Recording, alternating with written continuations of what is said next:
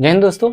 आज की क्लास हम स्टार्ट करने वाले हैं। आज का जो हमारा टॉपिक रहेगा वो है, हमको पढ़ना है मोलरता पढ़ना है, मोललता पढ़ना है, मोल प्रभाव पढ़ना है और पीपीएम में सांद्रता पढ़ना है। अगर आपको इससे रिलेटेड टॉपिक पढ़ना है तो प्लीज़ आप मेरे वीडियो को पूरा देखें और मैं आपको निश्चित ये विश्वास दिलाता हूँ कि अगर आप इस वीडियो को पूरा देखते हैं तो आपको निश्चित रूप से ये लाभ होगा। तो चलिए स्टार्ट करते हैं। तो सबसे पहले हम आज स्टार्ट करेंगे मोलरता के बारे में कि मोलरता क्या होता है। देखिए, मोलरता को अंग्रेजी में कहते हैं मोलरिटी, MOLERITY, मोलरिटी कहते हैं।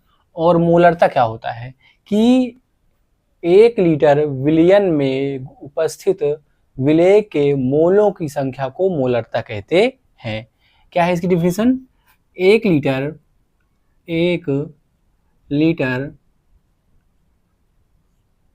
विलयन में उपस्थित विलेय के मोलों की संख्या को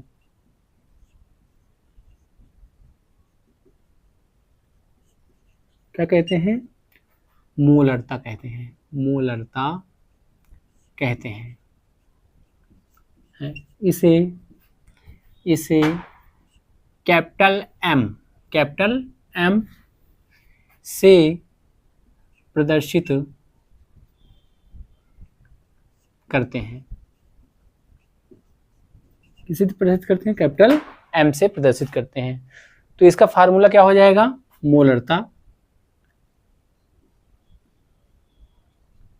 का फार्मूला होगा विलेय का मोल, विलेय का मोल बटे विलयन का आयतन। किसमें? लीटर में। किसमें रहेगा? लीटर में। हो सकता है कि लीटर में ना दे करके ज़्यादातर ये चांस होता है कि जो है आपका जो क्वेश्चन है वो जो है ml में भी हो सकता है। तो इसको ml में चेंज करने के लिए देखिए हम क्या करेंगे, ऊपर जो है 1000 से गुणा करेंगे। तो विलेय का मोल बटे विलयन का क्या आयतन किसमें? ml में रहेगा अगर, तो क्या करेंगे, ऊपर जो है हमें 1000 से क्या कर देते हैं? गुणा कर देते हैं। अब बात करते हैं कि जो है इसका जो है मात्रक क्या होता है। मात्रक देखिए, विलेय का मोल का मतलब क्या हो गया? मोल, और विलयन का आयतन किसमें? लीटर में। तो मोल प्रति लीटर। तो इसका मात्रक क्या होता है? मोल प्रति लीटर होता है। क्या होता है? मोल प्रति लीटर होता है। मोल प्रति ml नहीं होगा, क्योंकि हमारी डिफिनेशन में क्या दिया है कि 1 लीटर की बात की गई है, ना कि ml की बात की गई। इसलिए जो है इसका जो मात्रक होगा वो क्या होगा? मोल प्रति लीटर होगा। इसके साथ ही अगर और बात करें, जो है ये तो डिफिनेशन हो गया। ये इसकी एक और बात करें कि यदि प्रश्न में क्या दिया हो? 2m दिया हो, तब इसका क्या मतलब है? तब इसका मतलब होता है ऐसा विलयन जिसकी मोलरता क्या है? मैंने बताया था कि इसे जो है कैपिटल M से प्रदर्शित करते हैं। अगर 2m दिया है तो ऐसा विलयन है जिसकी मोलरता क्या है? 2 मोल प्रति लीटर है। क्या है? ऐसा विलयन दिया हो तो इसका अर्थ है विलयन की मोलरता कितना है? 2 मोल प्रति लीटर। कितनी है? 2 मोल प्रति लीटर है। तो क्वेश्चन कब लगाएंगे? जब जो हमारा चारों टॉपिक खत्म हो जाएगा तो एक जो है सेशन में उसके हम जो है जो छोटे छोटे इंपॉर्टेंट क्वेश्चन है उसको जो है हम आगे कर लेंगे। अब बात करते हैं मोललता क्या होता है। देखिए बहुत नाम बहुत क्या है सिमिलर है, लेकिन जो है एकदम इसका फार्मूला भी क्या है चेंज है, बहुत ज़्यादा चेंज है। तो देखिए हम बात करेंगे मोललता। क्या है ये? मोललता।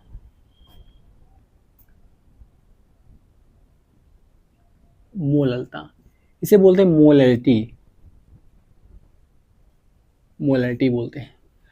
तो मोललता का फार्मूला की डिफिनेशन क्या होती है कि 1 केजी 1 किलोग्राम, 1 किलोग्राम विलयन नहीं, यहाँ पे क्या हुआ विलायक, 1 किलोग्राम विलायक में उपस्थित विलेय की मात्रा को, विलेय की मोल को कहते हैं मोललता कहते हैं। क्या लिखेंगे? 1 केजी मतलब 1 किलोग्राम विलायक में, ये ध्यान देना यहाँ पे विलियन नहीं है, क्या है विलायक है। 1 किलोग्राम विलायक में उपस्थित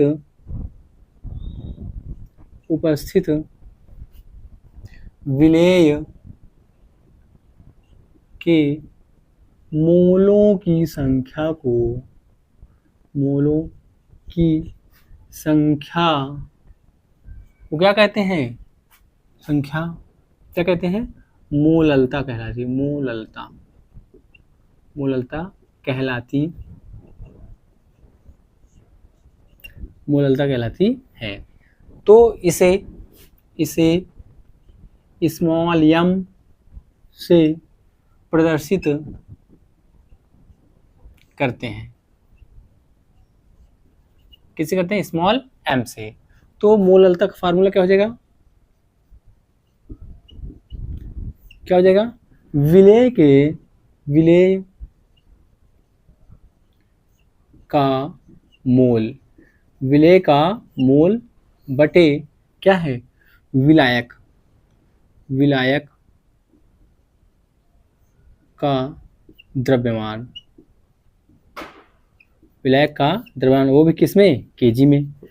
तो हो सकता है कि जो है क्वेश्चन में आपको विलेय ना देकर, सॉरी विलायक केजी में ना दे करके वो किस में दे दे, वो आपको दे सकता है ग्राम में दे सकता है। तो देखिए जब ग्राम में देगा क्या करेंगे? 1000 से गुणा कर देंगे ऊपर। तो क्या हो सकता है? विलेय का मोल बटे विलायक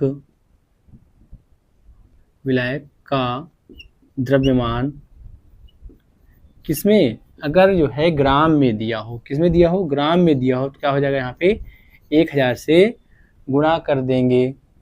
और अब बारी आती है मात्रक लिखने की। तो मात्रक देखिए क्या होगा? मात्रक क्या होगा? देखिए यहाँ पे क्या है? मोल है और ये क्या है? किलोग्राम। तो क्या हो जाएगा मात्रक? इसका मात्रक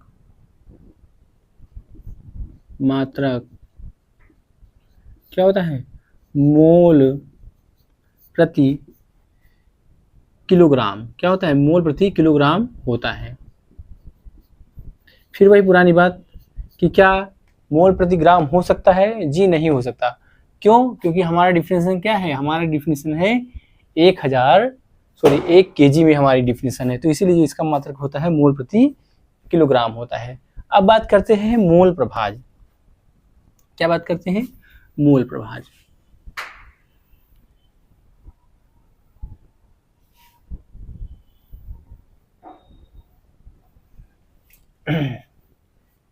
तो देखिए मोल प्रभाज क्या होता है, थोड़ा इसको ध्यान से गौर से समझेंगे।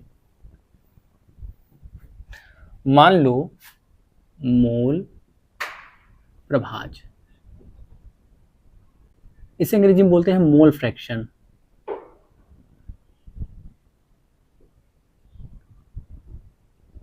मोल प्रभाज। तो देखिए मोल प्रभाज क्या होता है। मान लो हमारे पास क्या है, 3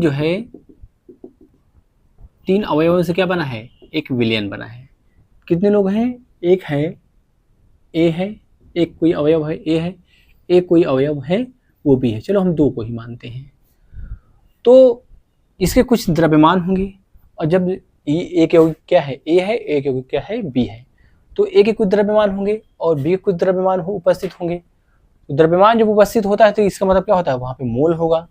तो क्या है, मानो मानक क्या है, ए के जो है मोल क्या है, ए का जो मोल है वो कितना है, वो है एम बी मान लो, सॉरी ये बी है तो क्या बी मानेंगे, और इसका जो मोल है, जो है मोल है वो कितना है, वो मान ले यम ए मान ले।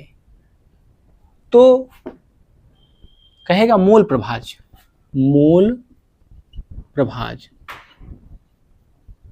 अगर हमको निकालना है ए का मोल प्रभाज, किसका निकालना है, ए का मोल, तो पहली बात तो इसे जो है, इसे क्या करते हैं, कैपिटल एक्स से प्रदर्शित करते हैं। किसे करते हैं, कैपिटल एक्स से प्रदर्शित करते हैं। तो मान लो हमको क्या करना है, हमको निकालना है विलयन में क्या करना है, हमको ए का मोल प्रभाज,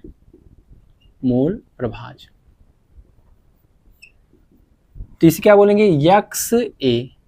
तो देखिए क्या होता है, जिसका मोल प्रभाज निकालना होता है उसके मोल को क्या करेंगे, ऊपर रखेंगे, और टोटल के मोल को क्या कर देंगे, नीचे रख देंगे। क्या हो जाएगा, ये हो जाएगा कि ए का मोल बटे कुल मोल, जिसका भी कहे, चाहे 2 हो, चाहे 4 हो, चाहे 5 अवयव हो, जिसका भी मोल प्रभाज कहेगा उसके मोल को क्या करोगे, आप ऊपर रखोगे, और शेष सभी मोल को क्या कर दोगे, नीचे रख दोगे, जोड़ दोगे। तो क्या हो जाएगा, ए का मोल कितना है, यहाँ पे हम लिए हैं, ए का मोल लिए हैं यम ए बटे क्या हो जाएगा, यम ए प्लस एम बी, निकालना टोटल मोल। उसी प्रकार विलयन क्या है, विलयन में बी का मोल प्रभाज,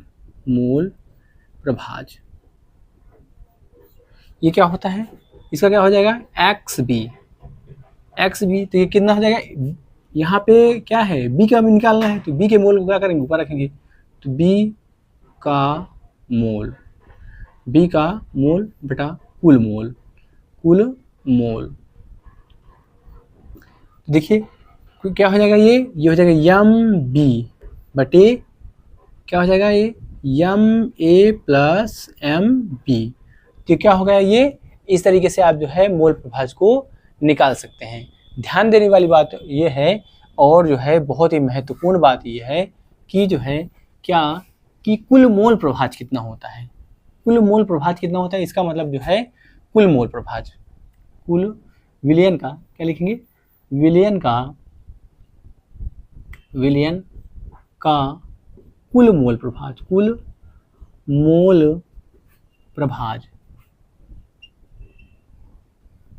विलयन का कुल मोल प्रभाज कितना होता है।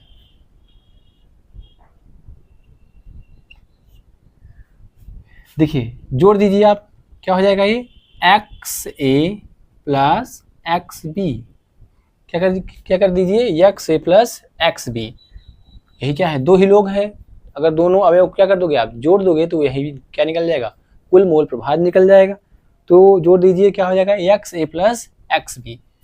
जब इसको जोड़े हैं तो इधर वाला भी जोड़ दीजिए, क्या हो जाएगा, ये यम ए अपान यम ए प्लस एम बी, प्लस इसको भी जोड़ दीजिए, ये वाला एम बी अपान यम ए प्लस एम बी।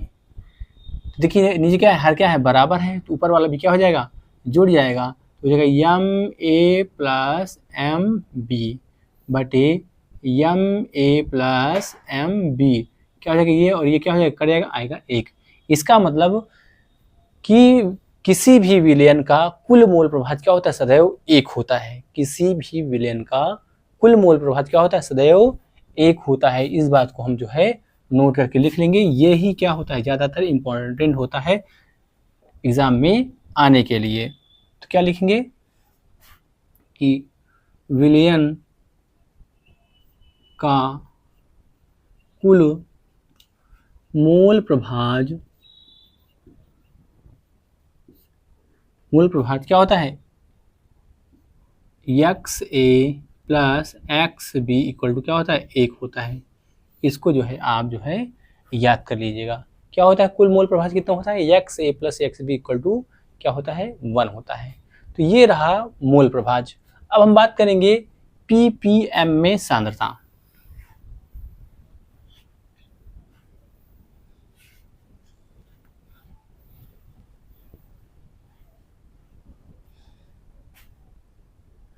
ppm में सांद्रता, देखिए ppm का जो फुल फॉर्म होता है वो क्या होता है, पार्ट्स पर मिलियन। क्या होता है, पार्ट्स पर मिलियन। फुल फॉर्म क्या होता है, फुल फॉर्म क्या होता है, पार्ट्स पर मिलियन। पार्ट्स पर क्या होता है, मिलियन होता है। तो इसका जो फार्मूला होता है वो प्रतिशतता का सांद्रता से क्या होता है, एकदम मिलता जुलता है। मिलियन का मतलब क्या होता है, 10 लाख। क्या होता है, मिलियन का मतलब होता है 10 लाख। इसका मतलब ये है कि विलयन के 10 लाख कण में विलेय के जितने कण उपस्थित होंगे वही क्या होता है, ppm में सांद्रता होगी। तो ppm में सांद्रता, या पर इसकी डिफिनेशन लिख ली, क्या होगा कि विलयन के 10 लाख कणों में, विलयन के 10 लाख कणों में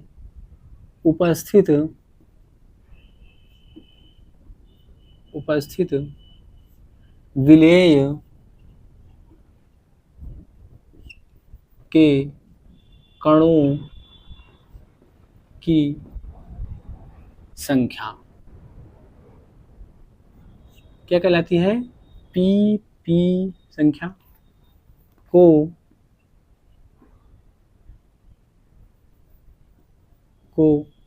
किसे दिखाते हैं, ppm से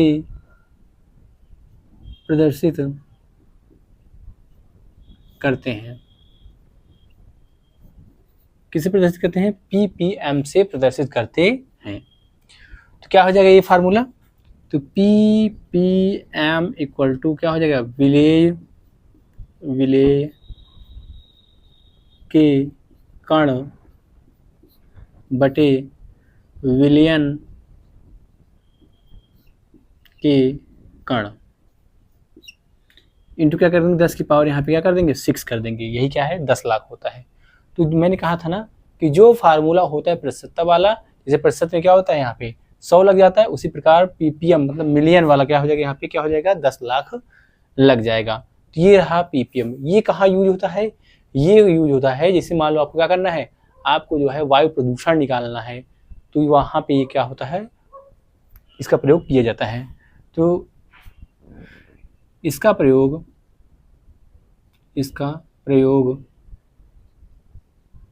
क्या है, वायु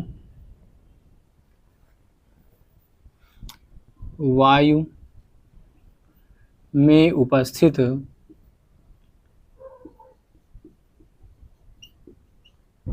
धूल के कणों को ज्ञात करने के लिए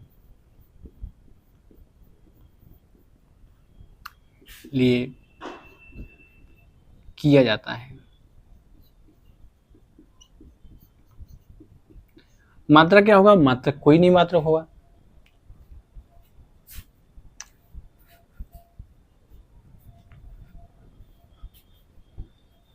तो आज क्लास में बस इतना ही। अगर आपको मेरा ये वीडियो पसंद आया है तो प्लीज़ आप इस वीडियो को लाइक कीजिए और इसके साथ ही मेरे चैनल को शेयर करना तथा सब्सक्राइब करना ना भूलें। आज के लिए इतना ही। जय हिंद, जय भारत।